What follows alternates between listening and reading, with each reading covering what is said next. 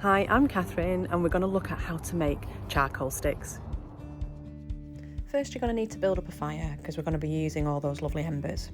Then you're going to need to get yourself a tin that has a sealable lid, which then will have a hole in it in the top. This is going to release the excess moisture.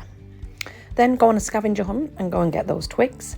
Line the tray, the tin, with those twigs and then pop the lid on nice and tight.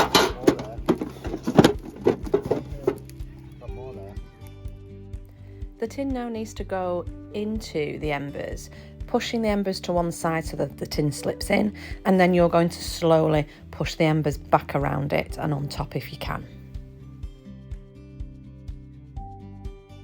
As the embers heat that tin is then heating up those twigs inside, and you'll see that the excess moisture is coming out through that hole in the lid that we've made.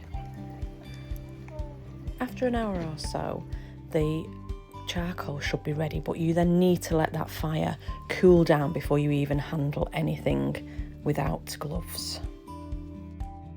When you've got the tin out of the fire, in this case it's quite difficult because of the griddle on top, you just need to dust everything down and making sure everything's nice and cool before you actually get to open it, and this is the exciting part. So are we ready for the big reveal? It's all nice and cool, and when you take that lid off, all those twigs still look like twigs, but it is actually charcoal, and you can then do all kinds of things with these charcoal sticks. This is a fab activity to do with any of your sections, and it's all from nature, so have some fun. Hope you've enjoyed the video. Thanks for watching.